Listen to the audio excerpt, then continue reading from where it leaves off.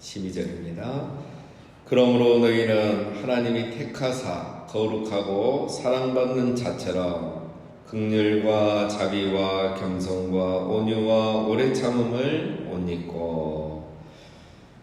자, 우리가 앞에서 어제까지 살펴본 것은 성도들이 벗어서 버려야 할 옛사람의 모습을 살펴봤습니다. 자, 오늘 본문은 성도들이 입어야 할 새 사람의 모습을 말하고 있습니다. 자, 먼저 성도는 누구인가를 말하죠. 그러므로 너희는 하나님이 택하사 거룩하고 사랑받는 자처럼. 우리 성도는 누구입니까? 하나님이 택한 사람이고 거룩하게 구별된 사람이고, 세 번째, 하나님께 사랑받는 백성이다. 우리 성도가 특별한 것은 바로 하나님이 택한 사람, 거룩하게 구별된 사람, 하나님께 사랑받는 그런 백성입니다. 현실은 로마의 피지배국이고 또 기독교인이란 그리스도인이란 이유로 불이익과 소외를 당하지만 하나님의 사랑과 보호를 받는 사람이 바로 우리 성도인 줄로 믿습니다. 그들이 바로 그러한 상태에 있었던 거죠. 그래서 너희가 현 정치적으로는 피지배국이고 또 사회적으로는 불이익과 소외를 당하지만 그래도 우리는 하나님의 사랑과 보호를 받는 사람이다 라는 겁니다.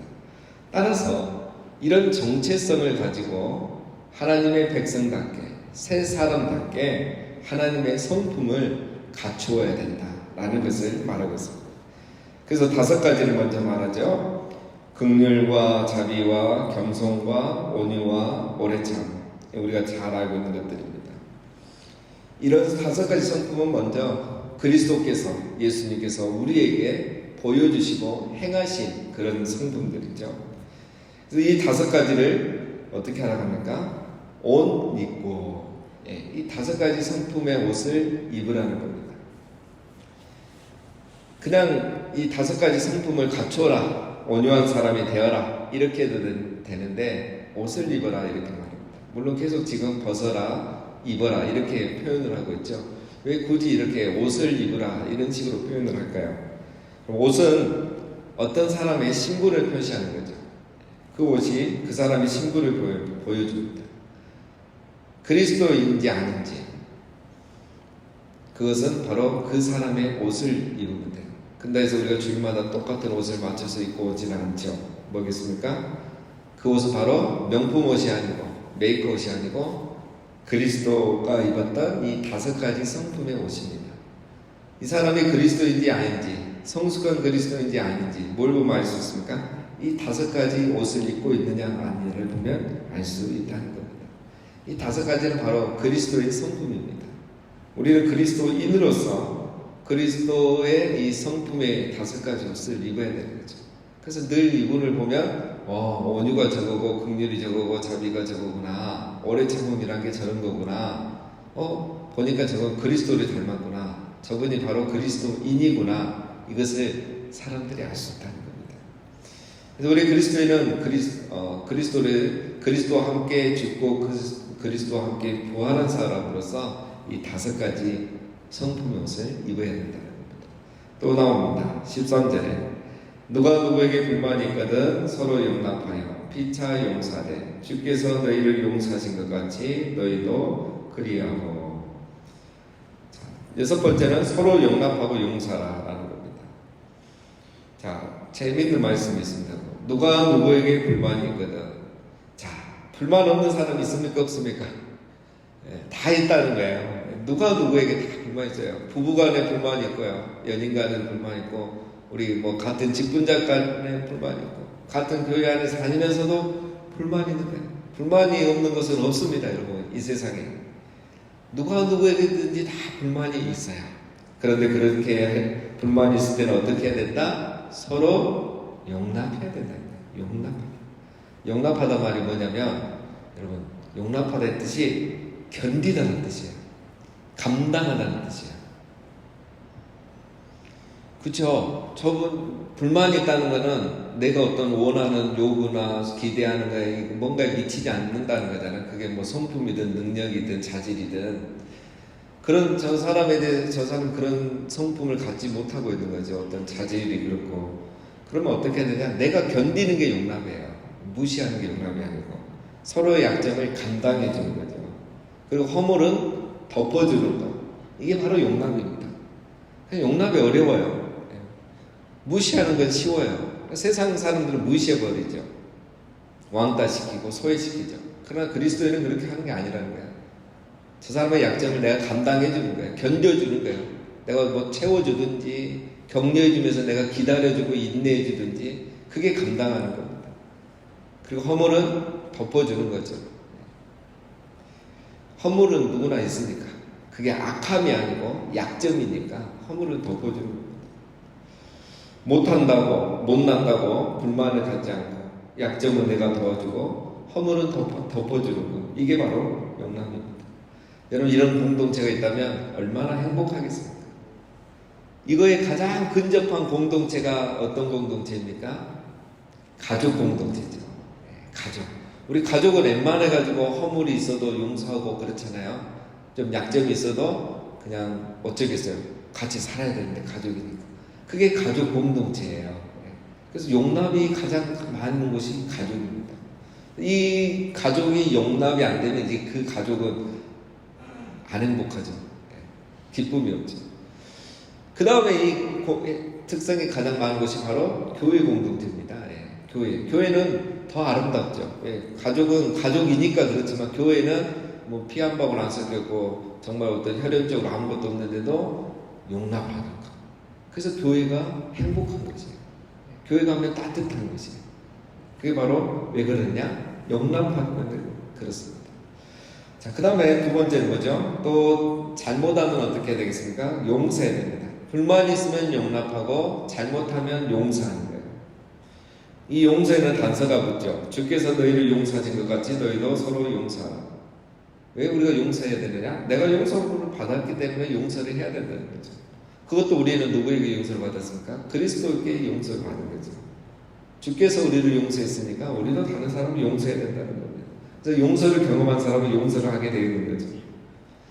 여러분 우리가 근데 살다 보면 용서하기 힘들 때가 있죠. 그럴 때 여러분 어떻게 생각하십니까? 어떻게 그걸 해결하십니까? 주께서 너희를 용서하신 것 같이 내가 용서받은 게 생각하면 돼요.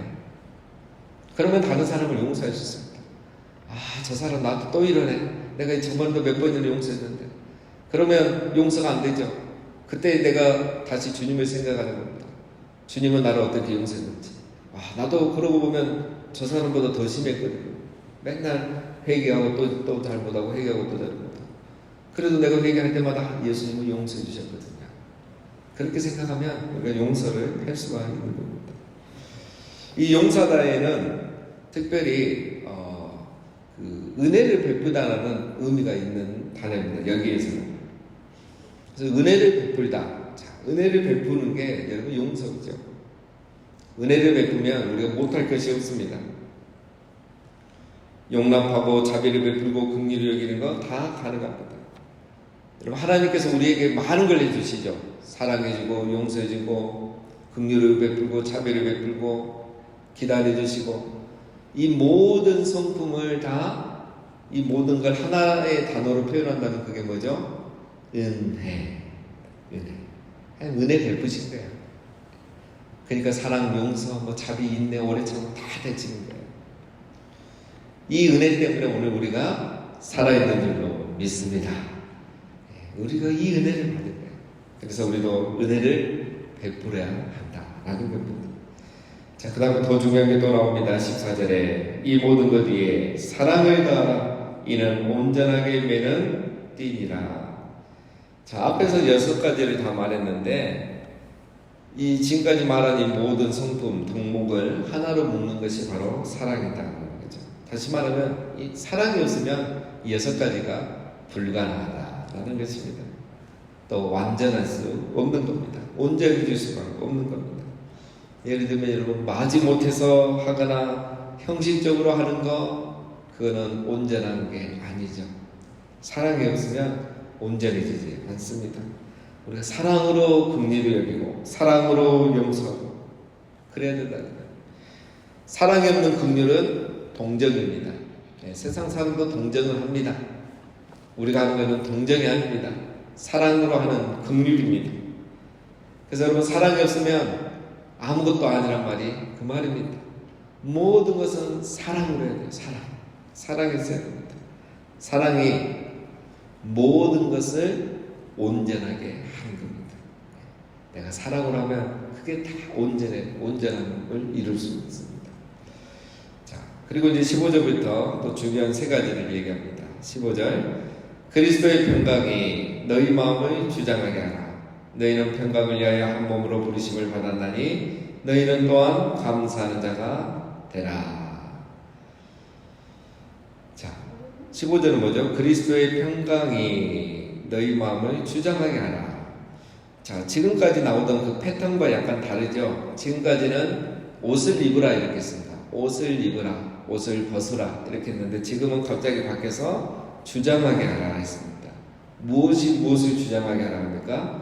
그리스도의 평강이 너희의 마음을 주장하게 하라. 평강은 어디에서 옵니까? 하나님과 우리 주 예수 그리스도로부터 평강이 오는 거죠. 평강의 반대말, 분열과 다툼은 사단에게서 오는 겁니다.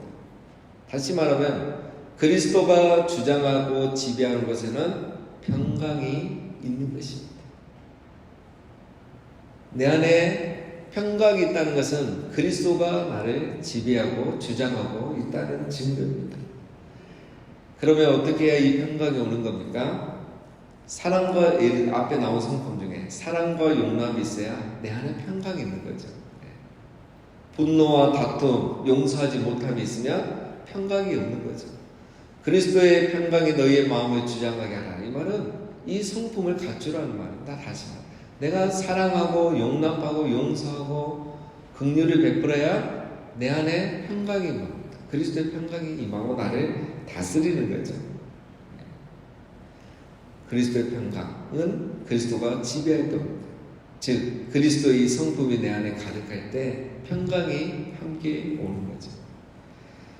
이것은 지배받도록 내가 긍휼과 사랑, 자비, 오래 참음을 베풀어야 하는 것입니다. 또 나오죠. 마지막에 또한 감사하는 자가 되라. 감사하는 자가 되라. 이건 그제 우리가 살펴봤습니다. 그리스도의 지배를 받는 사람은 감사하는 사람이 되게 되어 있습니다. 그리스도가 우리를 지배하면, 주장하면 내 안에 평강과 감사가 넘친다. 반대로 말하면 불평불만이 많은 것은 사단이 우리 안에 역사하고 나의 마음을 주장하고 있다는 증거입니다. 어쨌든 우리 그리스도인은 마음의 평강과 늘 감사가 넘쳐야 되는 거죠. 자, 그 다음에 16절, 그리스도의 말씀이 너희 속에 풍성히 거하여 모든 지혜로 피차 가르치며 권면하고 시와 찬송과 신령한 노래를 부르며 감사하는 마음으로 하나님을 찬양하고. 자, 이번에는 그리스도의 말씀이 너희 속에 풍성히 거하여. 자, 이번에 또 패턴이 또 바뀌죠. 옷을 입어라도 아니고 그리스도의 평강이 말씀 너희를 주장하게 하라고도 하지 않고 이번에는 뭐라 합니까? 거하여. 거하다는 단어를 썼습니다. 말씀이 거하다. 자, 이 거하다는 단어가 늘 말씀과 함께 나오죠. 요한복음에도 보면 너희가 내 안에 거하고 내 말이 너희 안에 거하며, 내가 너희 안에 거하고 너희가 내 안에 거하며. 이 거하면이라는 단어가 예수님과 또 말씀, 이 두 개에 항상 따라 나옵니다. 말씀이 우리 속에 집을 짓고 살게 하라 이겁니다. 그렇죠? 거하단 말은, 그렇죠? 말씀이 항상 내 안에 가득하게 풍성하게 거하게 합니다. 이건 풍성이라는 또 수식어가 붙습니다. 말씀이 우리 안에 거하되 풍성하게. 거하는 것 자체가 여러분 24시간이잖아요. 24시간 365일인데 그것도 풍성히 거하게 하는 거예요. 말씀이 가득하게. 그러니까 우리가 주일에 설교 한 번 듣는 것으로 끝나는 것이 아니라 말씀이 항상 우리 안에 거하게 해야 되는 거죠. 그래서 들은 말씀에 되새기기도 하고 또 우리처럼 이렇게 새벽마다 그날 말씀이 또 거하게 하고 중요한 거죠. 자, 그리고 그 다음에 말씀이 우리 안에 거한단 말은 무슨 의미가 또 있겠습니까? 말씀이 우리를 다스리는 말이죠. 말씀이 우리 안에 거한단 말은 말씀이 나를 사로잡고 있는 걸 말해요. 그렇게 함으로써 어떻게 됩니까? 앞에서 말했던 그리스도의 평강이 우리 안에 가득하게 되고 감사가 넘치게 되고 사랑과 용서와 용납이 되는 거죠. 긍휼과 자비와 온유와 오래 참음이 되는 겁니다. 말씀이 거하면 그리스도의 성품이 저절로 갖춰지는 거죠. 자, 마지막 17절. 또 무엇을 하든지 말에나 일에나 다 주 예수 그리스도의 이름으로 하고 그를 힘입어 하나님 아버지께 감사하라. 자, 마지막은 그리스도의 이름으로 하라라는 거죠. 우리가 무슨 말을 하든지 무슨 일을 하든지 직장 생활을 하든지 가정에서 가사 일을 하든지 운동을 하든지 사람들을 만나든지 뭘 하라? 그리스도의 이름으로 하라. 여기에는 두 가지 의미가 있습니다. 그리스도의 이름으로 하라는 것은 첫 번째는 그리스도의 영광을 위하여 하라는 거죠. 우리의 이름을 위하여 하듯이 그리스도의 이름을 영광을 위하여. 두 번째는 더 중요한 의미죠. 그리스도의 마음으로 하라는 거예요. 그리스도의 마음으로. 그리스도께서 하듯 너희가 그리스도의 마음을 품고 하라는 겁니다. 두 가지 의미를 다 우리는 적용하면 되겠습니다. 여러분, 우리가 사람을 위해서 말하거나 일하지 않습니다. 우리가 절대 착각하면 안 돼요. 교회에 봉사하는 것은 더더욱 그렇습니다. 사람을 위해서 하는 게 아닙니다. 그리스도의 이름으로 하는 겁니다. 그리스도의 영광을 위하여 그리스도의 마음으로 일하는 겁니다. 봉사하는 겁니다. 우리는 나를 위해서 말하거나 일하지도 않습니다. 그리스도의 영광을 위하여 그리스도의 마음으로 말하고 일하고 봉사하는 겁니다. 오직 그리스도의 영광을 위해서죠. 그리스도의 마음으로 하는 것입니다. 사람을 보고 실망하거나 또 시종여일하지 못하는 것 우리에게는 적용되지 않습니다. 왜? 우리는 모든 것을 그리스도의 이름으로 하기 때문입니다. 무엇이든지 무슨 일을 하든지 무슨 말을 하든지 그리스도의 이름으로 하는 겁니다. 이거 하나면 다 되는 거죠. 도대체 이게 그럼 무슨 말인가? 이제 18절부터 나와요. 이제 어렵습니다. 18절부터. 아내들에게는 어떻게 그리스도의 이름으로 하는가? 남편들에게는 그리스도의 이름으로 어떻게 해야 되는가? 직장에서는 어떻게 그리스도의 이름으로 해야 되는가? 사장님들은 어떻게 그리스도의 이름으로 해야 되는가? 18절부터 적용이 돼서 나오는 겁니다. 결국은 이제 우리의 삶으로 다시 이렇게 결론이 이어지는 거죠. 자, 오늘 우리가 그리스도의 성품, 또 우리 그리스도인이 갖추어야 될, 옷 입어야 될 성품에 대해서 살펴봤습니다. 긍휼, 자비, 겸손, 온유, 오래 참음, 용납, 그리고 이 모든 것 위에 사랑을 더하는 것. 사랑으로 해야 온전해지기 때문입니다. 그리고 그리스도의 평강이 우리를 주장하게 하고 그리스도의 말씀이 풍성히 우리 안에 거하고 무슨 일을 하든 무슨 말을 하든 그리스도의 이름으로 하는, 그래서 오직 그리스도의 영광을 위해 살아가고 또 그리스도의 마음으로 충성되게 살아가는 우리 모두가 되시기를 주님의 이름으로 축원드립니다.